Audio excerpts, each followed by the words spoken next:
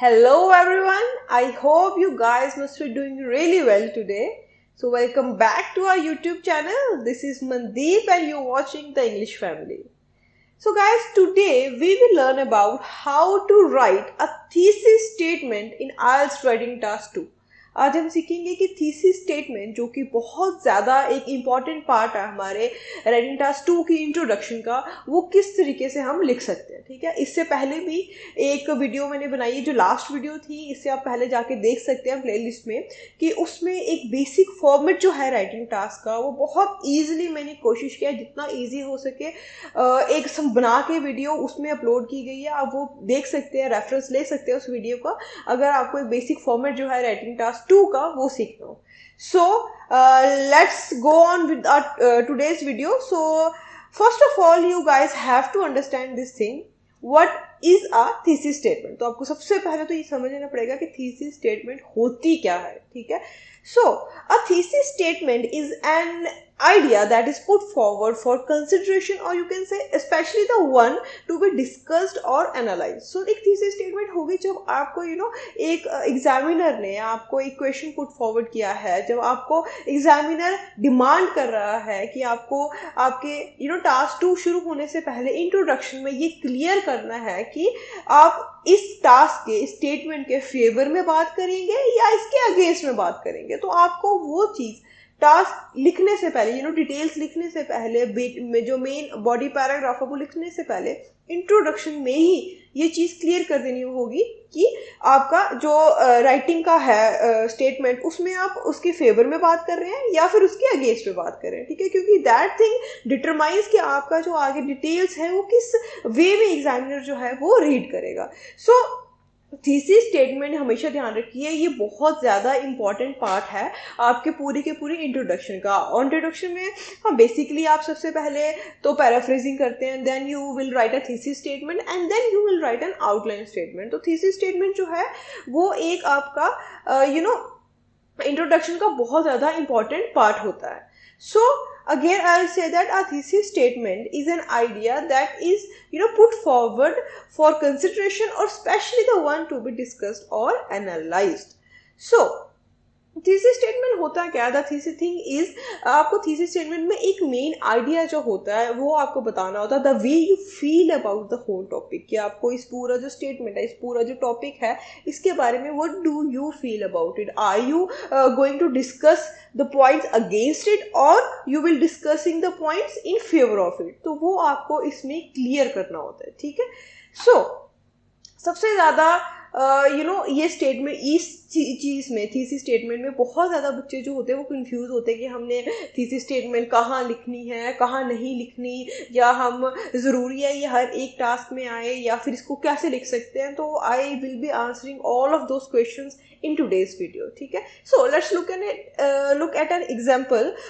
जैसे कि आप देख सकते हैं अपने स्क्रीन पे एक क्वेश्चन है, that is there is a good deal of evidence that increasing car use is contributing to global warming and having other undesirable effects on people's health and well-being। So this is your question statement। नीचे जो आपके पास question होगा that is do you agree or disagree। तो इस simple question की thesis statement क्या बन सकती है, जिसमें आपको एग्जामिनर को बताना पड़ेगा, क्लियर करना पड़ेगा कि आप स्टेटमेंट के फेवर में बात कर रहे हैं या अगेंस्ट में बात कर रहे हैं। तो आप सिंपली थीसिस स्टेटमेंट कैसे लिख सकते हैं? You could write that thesis statement, this essay agrees that increasing use of motor vehicles is contributing to rising global temperatures and certain health issues। So this is your thesis statement of this question।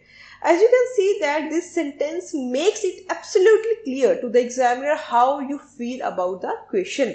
The rest of your essay should support this statement। ये हमेशा ध्यान रखें कि ये नहीं है कि अगर आप थीसिस स्टेटमेंट में एग्री कर रहे हैं तो एट देन क्या हो, जब आपने वहाँ पे एग्री कर दिया और जब आप नीचे मेन बॉडी पैराग्राफ लिखना स्टार्ट करते हैं तो आप उसके कॉन्ट्राडिक्ट नहीं जा सकते। अगर आपने एग्री किया है थीसिस स्टेटमेंट में तो आपके जो दोनों पॉइंट्स होंगे, जो BP1 और BP2 होगा, जितनी भी डिटेल्स होंगी वो डिटेल्स डिटेल्स आपकी उसके एग्री वाले में ही जाना चाहिए, उसके फेवर में ही जाना चाहिए स्टेटमेंट के। आप उसको कॉन्ट्राडिक्ट नहीं कर सकते अपने स्टेटमेंट में, चाहे आपने BP1 प्रॉपरली उसके फेवर में लिखा हो, बट कहीं ना कहीं BP2 में आपने अगर कोई भी ऐसा पॉइंट डाला है जो कि कॉन्ट्राडिक्टरी है टू योर थीसिस स्टेटमेंट, तो वहां पे आप गलत हो जाएंगे।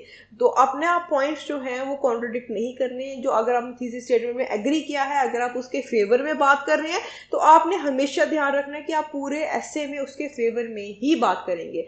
एंड अगर आप उसके अगेंस्ट बात कर रहे हैं, तो आपको हमेशा ध्यान रखना है कि अगर आप डिसएग्री कर रहे हैं, तो आपको ध्यान रखना है कि पूरे के पूरे ऐसे में ही फिर आप उस स्टेटमेंट के साथ डिसएग्री करते हुए अपने पॉइंट्स जो हैं वो एक्सप्लेन करेंगे in your BP1 and in your BP2। Okay, so let's understand this thing, how do I know what to write. मतलब आपको पता कैसे चलेगा, जैसे बच्चे बहुत सारे बच्चे ये क्वेश्चन पूछते हैं कि how do I know how to write, कि लिखना क्या है एंड कैसे लिखना है। ठीक है, तो सबसे पहले आपको एक चीज ध्यान रखनी पड़ेगी कि क्वेश्चन का जो टाइप है वो आपको अंडरस्टैंड करना पड़ेगा। होता क्या है, the first thing you need to do is to identify which type of question it is and look at the action words. आपको देखना पड़ेगा कि एक्शन वर्ड्स कौन से हैं। एक्शन वर्ड्स क्या हो गए कि नीचे जो क्वेश्चन दिया हुआ है, एक स्टेटमेंट को छोड़ के जो नीचे एक्शन वर्ड, जो इंस्ट्रक्शन वर्ड्स हैं, जिसको हम शॉर्ट में कहेंगे एक्शन वर्ड्स, तो वो क्या दिए हुए हैं, वो बहुत ज़्यादा मैटर करता है ये डिटरमाइन करने में कि आपकी थीसिस स्टेटमेंट किस तरीके से आप लिखेंगे। जैसे कि आप अपनी स्क्रीन पे देख सकते हैं, एक एग्जाम्पल मैंने डाली है। Again it is the same example जो हमने अभी पढ़ी है। There is a good deal of evidence that increasing car use is contributing to global warming and having other undesirable effects on people's health and well-being. So, do you agree or disagree? तो ये जो है do you agree or disagree, this is your action word, these are your action words। आपको जो instruction statement है that कि आपको ये क्वेश्चन जो है किस तरीके से अटेम्प्ट करना है, डू यू एग्री और डिसएग्री, तो यहाँ पे आपको बहुत स्पेसिफिकली आपकी थीसिस स्टेटमेंट जो है इंट्रोडक्शन में वो क्लियर करना पड़ेगा कि आप इसके फेवर में बात कर रहे हैं स्टेटमेंट के, या तो इसके अगेंस्ट में बात कर रहे हैं। ठीक है, नाउ अगर हम थोड़ी एग्जांपल्स देखें, जैसे कि आप कुछ एग्जांपल्स देख सकते हैं। Computers are being used more and more in education, discuss the advantages and disadvantages. So this is your example, and the first is your example, and this is your these are your action words. Now again, a second example, computers are being used more and more in education. Some people say that it is a positive trend, while others argue that it is leading to negative consequences. Discuss both side of this argument and give your opinion. तो यहाँ पे क्या हो गया, this is your action word. ये जो पूरी statement है ये आपके एक्शन वर्ड जो है रिप्रेजेंट कर रहे हैं। If you look at the third example, students are becoming more and more reliant on computers, this is your statement. Now let's look at the action words that which are what are some of the problems associated with reliance on computers and what are some of the possible solutions. So these three are the statements that are representing your action words. Okay, so आप देखोगे कि हर एक statement में, जो हमने ऊपर तीनों statement देखी है, इसमें ना कुछ कीवर्ड्स थे, मेन कीवर्ड्स थे। ओके, ये कीवर्ड्स क्या थे, जो कि मोस्टली सेम ही थे, जिसमें या तो एजुकेशन के बारे में बात की गई थी, या तो आप कह सकते हो कि कंप्यूटर्स के बारे में बात की गई थी। तो दीज वर योर कीवर्ड्स। अब हम देखेंगे कि इसमें एक्शन वर्ड क्या थे। तो एक्शन वर्ड क्या है आपके इसमें, the action word word discuss the advantages and disadvantages. तो ये जो नीचे इंस्ट्रक्शन स्टेटमेंट थी, it represents your action words कि आपको थीसिस स्टेटमेंट क्या लिखनी है। Now second, discuss both side of this argument and give your opinion. Third, what are some of the problems and what are some of the possible solutions. So these were your action words. It is therefore important to take some time to analyze the question and establish what the question is actually asking us to do. Okay?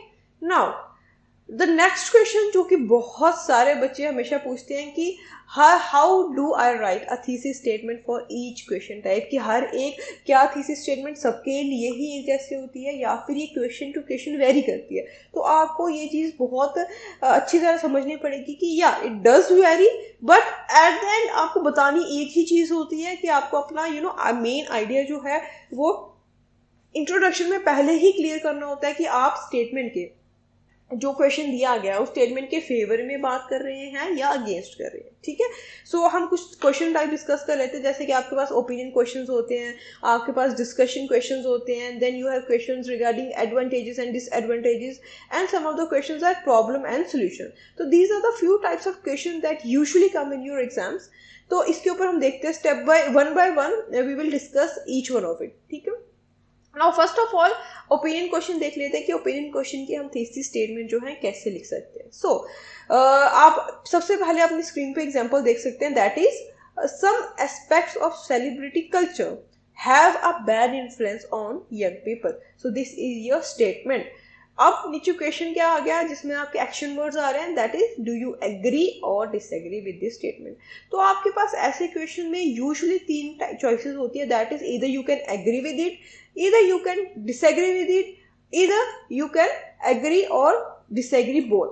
But usually मैं अपने जितने भी students मेरे से पढ़ते हैं directly, मैं उनको हमेशा ये चीज़ समझाती हूँ कि कभी भी पहली बात तो कोशिश यही कीजिए कि आप पार्शली एग्री ना करें। पार्शली मतलब ये जिसमें आप जो थर्ड ऑप्शन जिसमें आप एग्री भी कर रहे होते हैं बट आपको डिसएग्री के पॉइंट्स भी देने होते हैं, वहाँ पे हमेशा ध्यान रखें कि ये पार्शली वाली सिचुएशन थोड़ी सी अवॉइड करें।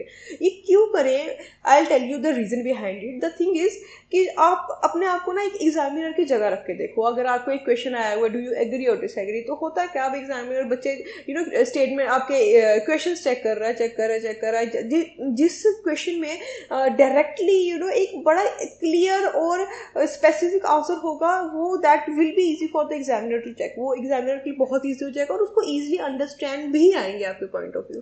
बट बीच में अगर आप एक पार्शली लिख लेते हो, नो डाउट मैं कहती हूँ अगर फॉर एग्जाम्पल आप बहुत ईजिली आप अच्छी तरह से एक्सप्रेस भी कर पाते हैं पार्शली को, आप जस्टिफाई करते हैं अपने reasons in your BP1 and BP2, even after that it is not certain कि एग्जामिनर जो होगा will be able to understand your point of view.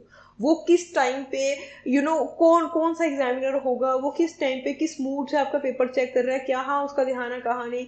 और बाई चांस अगर आपके पार्शली के ऐसे पढ़ने के बाद उसको आपका पॉइंट ऑफ व्यू नहीं समझ आया, and at the and he और शी विल बी लाइक कि कहना क्या चाहता है सर, तो वो कहना क्या चाहता था वो वाला एक क्वेश्चन एग्जामिनर के माइंड में ना आए, तो प्लीज़ हमेशा ट्राई कीजिए कि या तो आप कंप्लीटली एग्री करें या फिर कंप्लीटली डिसएग्री करें, ठीक है।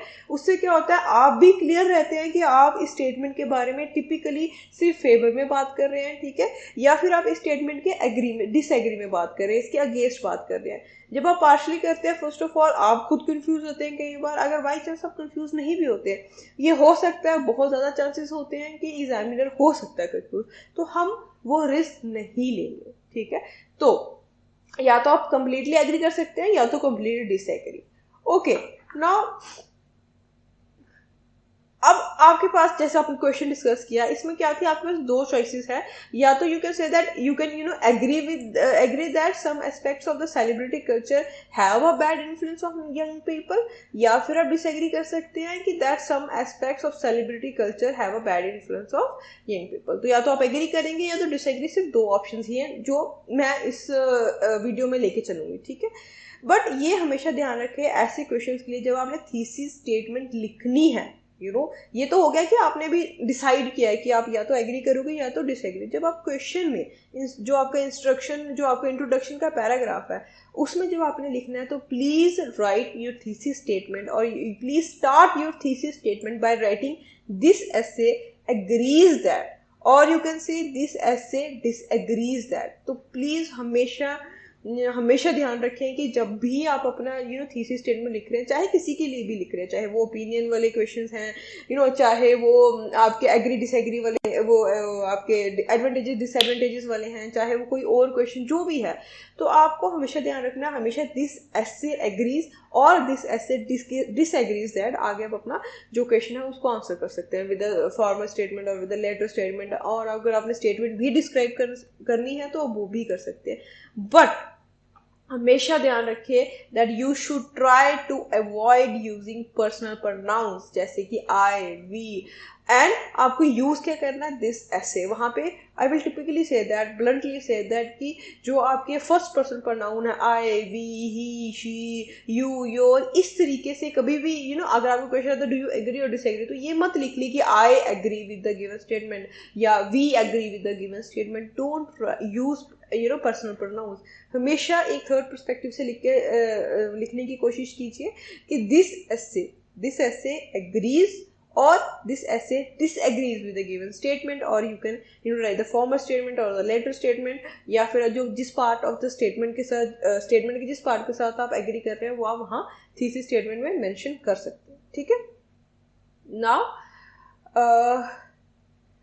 always remember that we should not try to copy the question, as it is not allowed in the IELTS writing test, and instead you should paraphrase. हमेशा ध्यान रखें जब भी आप कर रहे हो कि ये नहीं कि आपने क्वेश्चन ही आगे लिख देना उसके. हमेशा जब भी थीसिस स्टेटमेंट अगर लिखते हैं उसमें स्टेटमेंट लिखेंगे तो स्टेटमेंट को आपने पैराफ्रेज करके ही लिखना है. एज इट इज जो क्वेश्चन में आया वो नहीं लिखे प्लीज. ठीक है. Now अगर हम एक सेकेंड ओपिनियन क्वेश्चन की एग्जांपल देखें, so the example is increasing the price of petrol is the best way to solve growing traffic and pollution problems. So do you agree or disagree? So this is your complete question. तो इसमें thesis statement आप कैसे लिख सकते हैं? This essay disagrees that the best way to resolve increasing pollution and congestion problems is to raise the cost of fuel. So this is your thesis statement. Okay. इस तरीके से आप ओपिनियन क्वेश्चंस के जो थीसिस स्टेटमेंट है वो बहुत easily लिख सकते हैं. ठीक है. Now second one is your discussion questions. ठीक है. डिस्कशन क्वेश्चंस है, इनकी भी आप थीसिस स्टेटमेंट जो है बहुत इजीली लिख सकते हैं. इसमें होता है कि आपको दो व्यू पॉइंट्स दिए होते हैं, जैसे कि some people this is your general line, then some people believe it is a positive trend and while others believe that it is leading to negative consequences. So both the views are given. नीचे आपको दिया जाएगा discuss both views and give your opinion. So for this kind of question we need to clearly state both sides of the argument and state your opinion.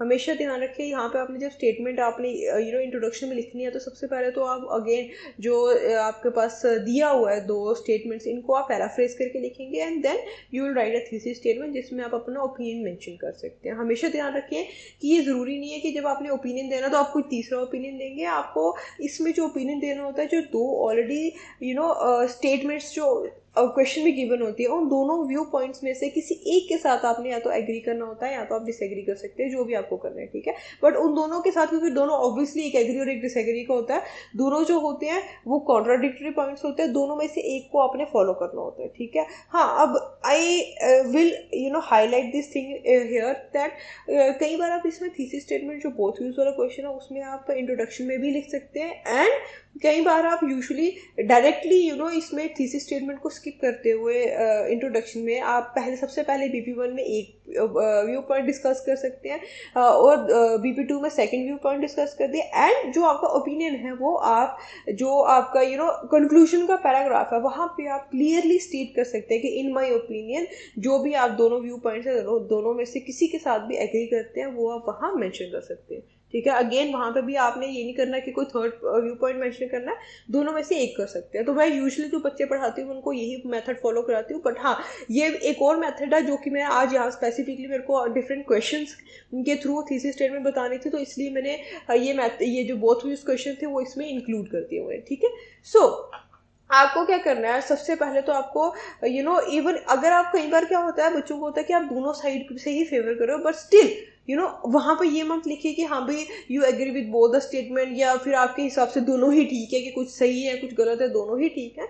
तो ऐसा मत करिए. Just have a clear answer. चाहे आप दोनों के साथ favour करते हो बट फिर भी कोई एक ऐसा होगा जो 60-40 होगा तो उसके साथ ज़रूर जाए. 70-30 हो कुछ भी होगा, बट एक के साथ एक को ही फेवर करें, ना कि दोनों को आप लिखने की कोशिश करें. वो अगेन विल क्रिएट कंफ्यूजन, तो वो अवॉइड करेंगे तो आपका आंसर जो होगा बहुत एक क्लियर एंड प्रिसाइज होगा. ठीक है. सो आप किसी भी जैसे ऊपर एग्जांपल थी इसकी थीसिस स्टेटमेंट आप कैसे ले सकते हैं. Some argue that schools and universities increasing use of computers is a beneficial trend while others oppose to this view. So this is your paraphrasing जो आपने जो स्टेटमेंट है उसकी की है. नाउ थीसिस स्टेटमेंट के आगे this essay agrees that growing use of technology by educators is a positive development. This is your thesis statement for both point of views. Now अगर हम अगेन सेकेंड एग्जाम्पल देखें discussion question की तो क्या होगी. Some people think that parents should teach children how to be good members of society, and others, however, believe that school is the best place to learn this. So this is your statement question. This is where 2 points are given. ठीक है, दो point of views आपको दिए गए हैं. नीचे you are given instruction statement, जिसमें आपको एक्शन वर्ड्स आप बड़े इजीली देख सकते हैं कि discuss both these views and give your opinion. This is your simple question. इसका हम थीसिस स्टेटमेंट प्रॉपरली आप कहें अगर एक कैसे लिख सकते हैं कि इसमें आप सबसे पहले तो ये हमने कर लिया, इसको पैराफ्रेज कर लिया जो स्टेटमेंट थी. उसके बाद आप कह सकते हैं this essay agrees that this duty should be filled primarily by parents. तो ये आपका एक थीसिस स्टेटमेंट जो है वो आ गई. So next is your thesis statement for advantages and disadvantages question. आप एडवांटेजेस डिसएडवांटेजेस क्वेश्चन की भी थीसिस स्टेटमेंट जो है वो बहुत इजीली लिख सकते हैं, जैसे कि आप देख सकते हैं अपने स्क्रीन पे. Some experts believe that it is better for children to begin learning a foreign language at primary school rather than secondary school. So this is your statement. Now what are the action words? Instruction statement क्या है हमारे पास? Do the advantages of this outweigh the disadvantages. सो ये हो गया हमारा एक proper question. अब इसका हम किस तरीके से लिखेंगे?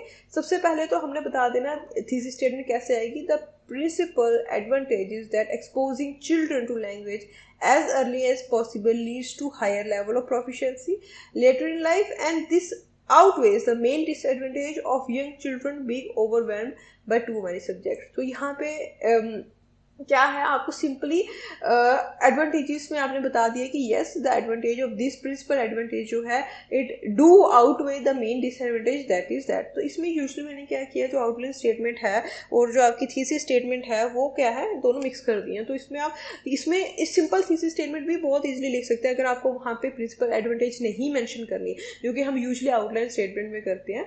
तो हम जो थीसिस स्टेटमेंट है सिंपली लिख सकते हैं this essay agrees that the advantages of the given statement do outweigh the disadvantages. बहुत सिंपल है, ठीक है. This essay agrees that the advantages of this statement do outweigh the disadvantages, or this essay disagrees that the advantages of this statement do not outweigh the disadvantages. तो इस तरीके से आप advantages और डिसएडवांटेजेस के क्वेश्चन की जो thesis statement है वो लिख सकते हैं, ठीक है. Now, next thing is your problem and solution question. अब प्रॉब्लम और सोल्यूशन क्वेश्चन की भी हम थीसिस स्टेटमेंट लिख सकते हैं सिंपली. देखो ये ध्यान रखना है कि जो ये दो क्वेश्चन है, स्पेशली जो प्रॉब्लम सोल्यूशन क्वेश्चन है एंड कॉजेज सोल्यूशन क्वेश्चन है, हम इसकी भी लिख सकते हैं, but it is not compulsory कि ये ज़रूरी नहीं है कि आप इन दोनों की लिखें. बट हाँ, अगर आपको लग रहा है कि आपका इंट्रोडक्शन का पैराग्राफ छोटा है, अगर उसमें लाइंस कम है, तो आप प्लीज़ थीसिस स्टेटमेंट जो है वहाँ पे भी इंक्लूड कर सकते हैं, ठीक है. बट अगर आपको कई बार होता है कि बच्चों का ना पैराग्राफ इंट्रोडक्शन का ऑलरेडी 7-8 लाइन्स या उससे भी ज़्यादा कई बार बन चुका होता है, तो वहाँ पे कोशिश कीजिए फिर ऐसी थीसिस स्टेटमेंट यहाँ पे लाइन डालने की वहाँ ज़रूरत नहीं है. वहाँ पे सिंपली आप इंट्रोडक्शन लिख के एंड उसके बाद जनरल लाइन लिख के उसके बाद इंट्रोडक्शन पैराफ्रेजिंग लिख करके उसके बाद डायरेक्टली आउटलाइन स्टेटमेंट के साथ अपना इंट्रोडक्शन का जो पैराग्राफ है वो बना सकते हैं, ठीक है. But still let's look at the thesis statement of problem and solution question. तो for example, as students are becoming more and more reliant on computers, what is the problem associated with the reliance on computers and what is a possible solution? तो आपके पास एक problem और solution बताना हमने कि क्या है. तो इसमें आप थीसिस स्टेटमेंट कैसे लिख सकते हैं? This essay will discuss about the main problems and some of the possible solutions. Again यहाँ पे भी आप दिस essay वर्ड यूज करेंगे, ना कि I, ठीक है. नाउ लास्टली क्या है, causes and solution questions. Again इसमें भी कंपलसरी नहीं होता, अगर आपका इंट्रोडक्शन का पैराग्राफ छोटा बन रहा है आप इसमें ऐड कर सकते हैं. बट अगर आपकी lines already more than enough हैं तो उसमें फिर इंट्रोडक्शन में आप थीसिस स्टेटमेंट इंक्लूड नहीं भी करेंगे तो भी चलेगा, ठीक है. Now, let's look at the example. In some countries, the average weight of people is increasing and their levels of health and fitness is decreasing. What do you think is the cause of this problem and what measures could be taken to solve this problem? Now, this is your task statement. तो अब इसमें क्या होगा, अब इसमें आपकी जो second part था स्टेटमेंट का, आप वहाँ देख सकते हैं this is your instruction statement, जिसमें आपको प्रॉब्लम्स एंड सॉल्यूशंस बताने हैं. तो इसकी थीसिस स्टेटमेंट कैसे लिख सकते हैं?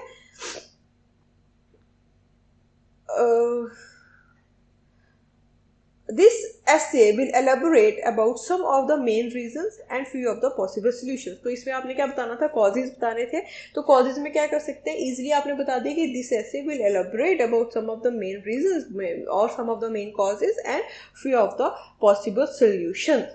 So ये थे आपकी thesis statement. So I hope आपको ये वीडियो देखने के बाद एक बेसिक अंडरस्टैंडिंग समझ आई हो कि आपको थीसिस स्टेटमेंट कहाँ लिखनी चाहिए एंड कहाँ अगर नहीं भी लिखेंगे तो भी चलेगा, एंड आपकी थीसिस स्टेटमेंट किस वे में आप लिख सकते हैं, क्या वर्ड्स यूज करके आप लिख सकते हैं. So this was all for it today guys. अगर आपको कोई भी इस पूरी की पूरी जो वीडियो अगर आपको लगे कि कहीं किसी सेक्शन में भी अगर आपको कोई चीज़ नहीं समझ आई हो या आपको कोई डाउट हो, तो please do mention those doubts in the comment section. I will try to give answer to those questions as soon as possible. So guys, this was it for today. We will meet with the next video. Till then, take care. Goodbye.